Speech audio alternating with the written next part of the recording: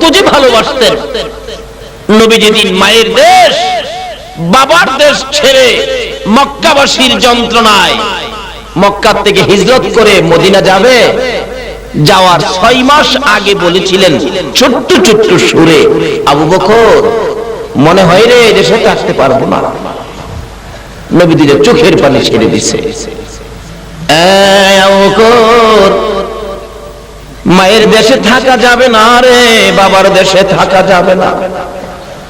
আমি কাউরে গালি দেই নাই, কারো মাথায় বাড়ি দেই নাই, কারো ক্ষতি করি নাই, তারপরেও আবু বকর রে দেয় না রে আমারে সুখে থাকতে। যে বিছানায় শুভ, বিছানার মধ্যে নিয়ে কাটা দেয়া রাখে, পচা সাপ দেয়া রাখে।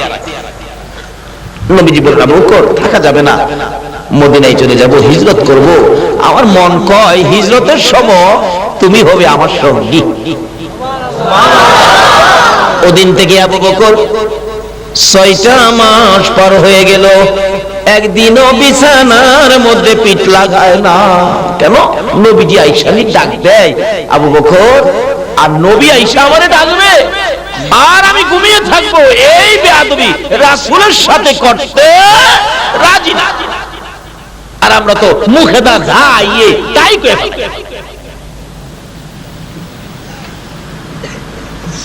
6 মাস পার হয়ে যায়, শেষ রাত্রটা আবু বকর দাঁড়ানোই ছিল শেষ ভাবে, এরকম রাত্র শেষ শেষ শেষ। আসলে শেষ খেলাটাই কিন্তু বড় খেলা হয়, ঠিক আছে? আর শোন আগে বাড়ি বলতেছিলাম সে নবীর ভালোবাসা দিয়েছে আবু বকর। বলুন কে? আবু বকর বলেন আরে জিবরাইল মাত্রাই সসা আমারে এবার বোঝামু তোমারে। চিনারেছি কিন্তু কিছুটা চিনছে, কারণ এই মাফের মানুষ তো মদিনায় দেখি নাই, আপনি কোথাও তো দেখি না এরকম মাফের মানুষ। আপনার বাড়িটা খুহিটা কোন? হয় না আমার বাড়ি কমো না। কোন আবু বকর? যে আবু বকর নবীজি বলেছিলেন আবু বকর তোমাকে হিজরতের সময় তোমাকে মনে হয় সঙ্গে নিতে হবে। আবু বকর বলল ওদিন থেকে 6 মাস রাত্রে একদিনও ঘুমাতে নেই। হাদিস শরীফ আসছে 3 জাতের চোখের জন্য জাহান্নামের আগুন হারাম, 3 কিসিমের চোখের জন্য জাহান্নামের আগুন হারাম। যেই চক্ষু রাসূলের প্রেম আর ভালোবাসায় জাগ্রত থাকে। আজকে কি আপনারা জাগ্রত না ঘুমন্ত? রাসূলের প্রেমে যারা জাগ্রত থাকে এই চক্ষের জন্য জাহান্নামের আগুন হারাম। 2 নম্বরে হলো আল্লাহর আযাব গজবের ভয়ে যেই চোখ থেকে পানি বাহির হইছে, আল্লাহর আযাব গজবের ভয়ে যেই চোখ থেকে পানি বাহির হইছে এই চোখের জন্য জাহান্নামের আগুন হারাম। 1 ফোঁটা পানি যদি আজকে কেউ বাহির করতে পারেন আপনার জন্য জাহান্নামের আগুন হারাম হয়ে যাবে। 3 নম্বরে হলো আমার দেখা যে জিনিসটা হারাম, কোন হারাম বস্তুর দিকে চোখটা গেছে চট করে চোখটা ফিরাইয়া নেওয়া। হারাম বস্তু থেকে যেই চোখ ফিরাইয়া রাখছে এই চোখের জন্য জাহান্নামের আগুন হারাম। তাহলে এক কিসিমের তো আমরা পাইলাম, সেটা হলো নবীর মহব্বতে জাগ্রত। বলতেছিলাম আবু বকর নবীর মহব্বতে 1 রাত্র নয় 2 রাত্র নয়, কয়টা রাত্র জাগ্রত ছিলেন বলুন? একটা না 6 মাস, একটু ঘুমায় না, পিঠ বিছানায় লাগাই না, হিজরতের সামান কাঁধে লইয়া সারা রাত দাঁড়ায় থাকে, দরজার মাঝে কানটা লাগায়া। 6 মাস পরে একদিন নবীজি আয়েশা ডাক দিলেন, কিন্তু কখন ডাক দিলেন? যেদিন আমার নবী যে হুজরায় ঘুমিয়েছিলেন আবু জাহেলের নেতৃত্বে। আজকে তো মুরব্বীদের পরামর্শে আমার বলতেছে ছেলেরা হুজুর আজকে লিয়াকত আলী সদাগর সাহেব এবং আরো কিছু লোক আমাদেরকে যথেষ্ট সহযোগিতার সাহায্য করেছেন। এরকম তো মক্কা নগরীতে ছিল, মদিনাতে ছিল, কেউ ছিল সাহায্য নিয়ে নবীর পক্ষে, কেউ ছিল সাহায্য নিয়ে আবু জাহেলের পক্ষে। এবার আবু জাহেল ডাক দিলেন, নেতা মানুষ তো, 40টা বংশ থেকে 40 জন যুবক আনলেন, আইনা বললেন আজকে রাত্রে মুহাম্মদের ঘর ঘেরাও করে রাখো, সকালবেলা কতল করে দিবা। এরা দাঁড়াইছে চারদিক ঘেরাও করে নবীজির ঘর হুজরা খানি। কিভাবে দাঁড়াইছে? কিতাব বলেন পিঠের সাথে পিঠ লাগাইয়া দাঁড়াইছে, পিঠের সাথে পিঠ লাগাইয়া, যাতে কোথাও বাহির হইয়া যাইতে না পারে। এমনি সময় জিবরাইল বলেন, ইয়া রাসূলুল্লাহ ঘুমিয়ে আছেন? সর্বনাশ হয়ে গেছে, কি আপনাকে তো চারদিক ঘেরাও করে ফেলছে, উঠেন। জিবরাইল কি করব? তরবারি নিয়ে ভাও, তারা আপনাকে কতল করে ফেলবে, তা আমি কি করব এখন? জিবরাইল কে, হুজুর ভয় পায়েন না, আল্লাহ আমারে পাঠাইছে। সুবহানাল্লাহ। ভয় নাই হুজুর, আল্লাহ আমারে পাঠাইছে। আচ্ছা ঠিক আছে, কি করতে হবে? জিবরাইল এক মুষ্টি বালু নিয়ে, পাথরের কণা নিয়ে বললেন, হুজুর এই কোরআন শরীফের সূরা ইয়াসিন থেকে এই আয়াতটুকু তেলাওয়াত করে এই বালুর মধ্যে ফু দিয়ে বালুটি ছিটাইয়া দেন। রাসূল কয়, ঘরের ভিতর থেকে ছিটাইলে এই পাথরের কণা কি বাহিরে যাবে? আল্লাহ কয়, বন্ধু গো, আপনার দায়িত্ব ছিটান, যাইবে না যাইবে এই দায়িত্ব আমার। নবীজি ফু দিয়ে ছিটাইলেন, আমার আল্লাহ নিজ দায়িত্বে দুইটা করে পাথরের কণা সকলের চোখে চোখে পৌঁছাইছে। এই কণাটা কি রহমতের না গজবের? আরে রহমতের কণা পড়লেই তো অবস্থা কি হয়, বেচারা হুন্ডা চালায়, চোখের মধ্যে একটা জাল ফুক পড়ছে, রাস্তার মধ্যে জাল ফুক, হুন্ডা লইয়া গাতার গেছে গা। আর গজবের কণা, পাথরের কণা চোখে পড়ছে, কন্ত তাইন্ডার তাল ঠিক আছে, হাই হাই হাই হাই, আর একটা কো হাই হাই যে করস, মোহাম্মদ তো যাইতেছে গা, হস কি কহ, তরবারি নিয়ে মারছে আর কি আঘাত। এই আঘাতে কিন্তু হের বাড়ির পাশের বন্ধু মারা গেছে, হারা হারা মারামারি লাগছে, রাস্তা ফাঁক হইছে। আল্লাহ কয়, জিবরাইল এই ফাঁকে দিয়ে আমার বন্ধুরে লইয়া যা, মদিনার দিকে রওনা হয়। নবীজি বাহির হইয়া আবু বকরের ঘরে, এই শেষ রাত্রে 12টার পরে শেষ রাত্রে আবু বকরের ঘরের দরজায় গিয়ে ডাক দিলেন ছোট্ট সুরে, আবু বকর লাব্বাইকা ইয়া রাসূলুল্লাহ। আসছে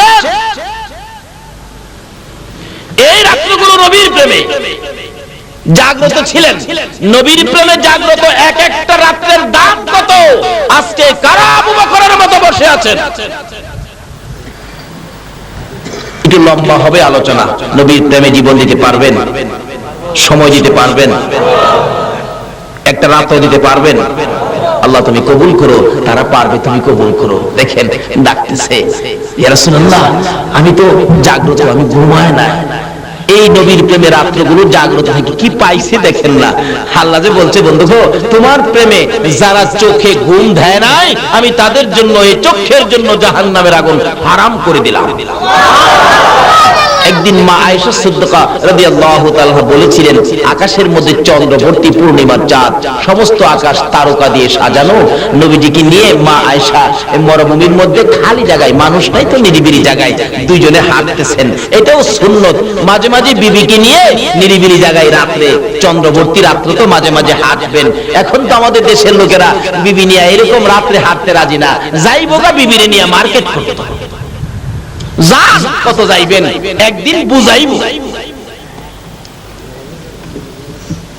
আয়েশা সিদ্দিকা বলতেছেন, ইয়া রাসূলুল্লাহ আকাশে এত তারা, ও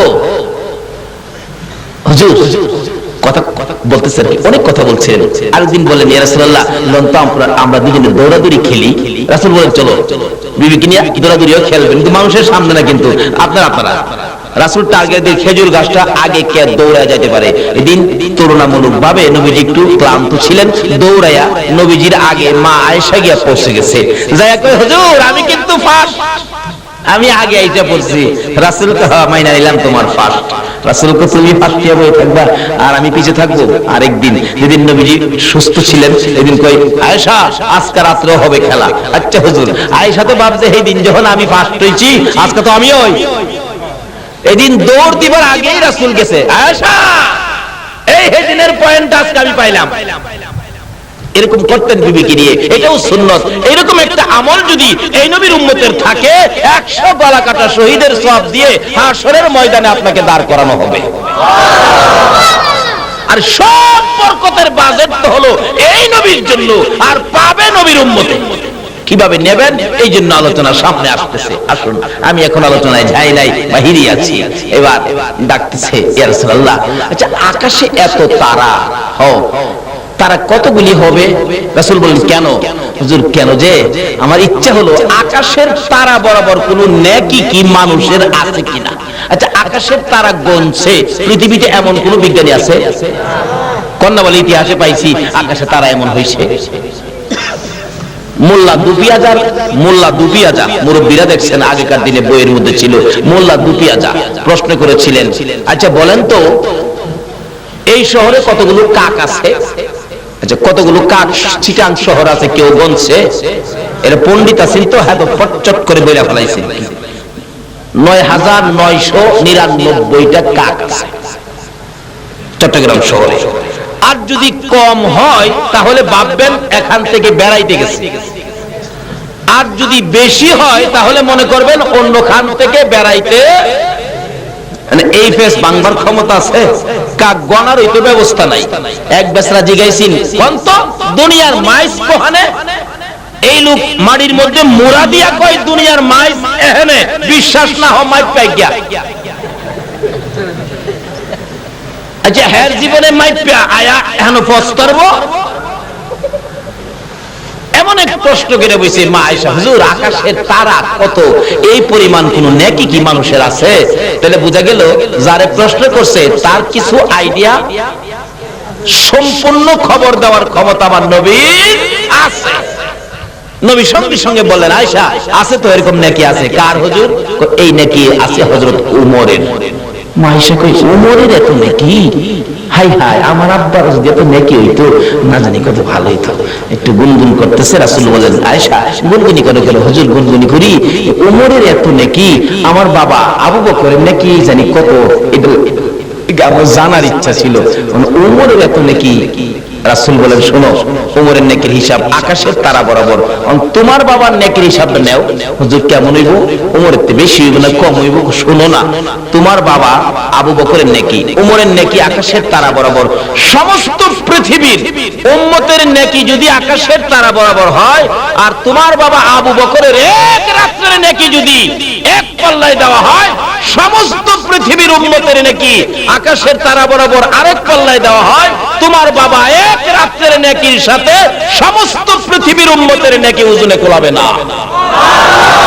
আচ্ছা বলুন তো এই নেকিটা পাইছেন কি? নামাজ পড়া, রোজা রাখিয়া, হজ কইরা, যাকাত দিয়া? একটাও না। এই নেকির বাজেটটা পেয়েছিলেন আবু বকর নবীর প্রেমে রাত্র উজাগর থাইকা। জোরে জোরে কোন সুবহান। এই বাজেটের মধ্যে এখন আপনারা, ইয়া রাসূলুল্লাহ আমি সজাগ, একদিনও ঘুমাই নাই। আমার নবী বলেন, আবু বকর রে, ডাক দেওয়ার সঙ্গে সঙ্গে জবাব দিলে তুমি কি ঘুমাও নাই? আবু বকর চোখের পানি ছেড়ে দিয়ে বললে, ইয়া রাসূলুল্লাহ আল্লাহর কসম করে বলি, যেদিন বলেছিলেন হিজরত করবেন সঙ্গী হব আমি, ওদিন থেকে আমি আবু বকর একটা রাত্র বিছানায় পিঠ লাগাই না, ঘুমাবো দূরের কথা। আপনার নবী ডাক দিবেন, দরজার মধ্যে কানটা লাগাইয়া এশারের নামাজ পড়ে ফজরের আজানের আগ পর্যন্ত দাঁড়াইয়া থাকি। জলদি করে বাহির হও, জলদি করে বাহির হও, পিছনে আবু জাহেলের শব্দ শোনা যায়। কিতাব বলেন আবু বকর দরজা খুলে বাহিরে হলো না, পিছন দিয়ে জানালাটা খুলে বাহির হইয়া সামনে হাজির। আয়েশা দেখে আমার নবীর চোখ থেকে জর্জর করে পানি পড়তেছে। আবু বকর ডাক মারলেন, ইয়া রাসূলুল্লাহ চোখে পানি কেন গো? আপনাকে কি কেউ কষ্ট দিয়েছে, কেউ আঘাত করেছে? আমার নবী বলেন, আবু বকর রে, কেউ আঘাত করে নাই, আমার চোখে পানি হলো আমার মায়ের দেশ বাবার দেশ সাইরা যাইতে আমার কষ্ট লাগে রে। কিন্তু পিছনে যে শত্রু আই পড়তেছে, আবু বকর তাড়াতাড়ি চলো, তাড়াতাড়ি চলো। কিতাবে আসছে আমার নবী আবু বকরকে নিয়ে বাহির হইয়া একটু দূরে যাওয়ার পরে, রাত্রের বেলা তো অন্ধকার রাত্র, এমনি সময় আবু জাহেল তার লোকদেরকে নিয়ে নবীজির পায়ের দাগ দেখে দেখে, বালু মাটি তো হাইটা যে আসছে, পায়ের দাগ আছে, দাগ দেখে দেখে আবু বকরের ঘরের দরজা পর্যন্ত আইসা ডাকতেছে দরজায়, আবু বকর, এই আবু বকর, আবু বকর ঘরে আছে? নাই তো। আবু বকরের ছোট্ট মেয়েটা, যার নাম কিতাবে আসছে আসমা, আসমা বলতেছেন, কে? দরজা খোলো। কেন? তোমার বাবারে খুঁজতেছি। আব্বু তো ঘরে নাই। তখন আবু জাহেল কয়, বুঝছি, দরজাটা খুল। বাচ্চা মেয়েটা দরজা খুলছে, বাচ্চা মানুষ কি বুঝে কিছু? দরজাটা খুলছে, খোলার পরে নিষ্ঠুর পাষাণ আবু জাহেল ছোট্ট বাচ্চা মেয়ে আসমাকে ডেকে ডেকে ঘর থেকে বাহির করলো। বাহিরে নিয়ে বলতেছেন, বল তোর বাবা কই? বলতে পারি না। তোর বাড়িতে কি মোহাম্মদ আসছিল? বলতে পারি না, ঘুমিয়েছিলাম, দেখি নাই। নিষ্ঠুর পাষাণ আবু জাহেল এত ছোট্ট বাচ্চাটার গালের মধ্যে এত জোরে থাপ্পড় মারলো গো। কিতাব বলেন আবু জাহেলের থাপ্পড়ে ওই বাচ্চা মেয়ে আসমার কানের পর্দা ফাইটা রক্ত বাহির হইতেছে। আরেকটা থাপ্পড় মারলে মাথা চক্কর খাইয়া বাবা গো কইয়া জমিনে পড়ে গেছে। আবু বকর বলেন, ইয়া রাসূলুল্লাহ, আবু জাহেল বুঝি আমার বাড়ির সামনে এসেছে, আমার আদরের মেয়ে ছোট্ট মেয়েটাকে বুঝি আঘাত করেছে গো রাসূল। আমার মেয়েটার কান্নার আওয়াজ শোনা যায়, বাবা গো কইয়া কাঁদে। বুঝিছি আমার মেয়েটাকে বুঝি আবু জাহেল মারতেছে। আমার নবী বলেন, আবু বকর রে, তোর মেয়েটাকে আবু জাহেল মারবে, এখন কি তুই আমারে ফালাইয়া মেয়ের দিকে যাবি, মেয়ে বাঁচাইতে যাবি, না আমি নবীর সঙ্গে হবে? আবু বকর একটা চিৎকার মেরে বলেন, ইয়া রাসূলুল্লাহ, আল্লাহর কসম করে বলি, শুধু আসমা কেন, আমার সকল সন্তান যদি আবু জাহেল মেরে ফেলে আমার কোনো দুঃখ নাই, আমি আবু বকর রাসূল ফালাইয়া যাব না। বলতেছিলাম, যেই নবীর প্রেমে পাগল হইয়া জীবন দিলে কত পুরস্কার, যেই নবীর পক্ষে সময় দিলে কত পুরস্কার, যেই নবীর পক্ষে জাগ্রত থাকলে জাহান্নামের আগুন হারাম হইয়া যায়।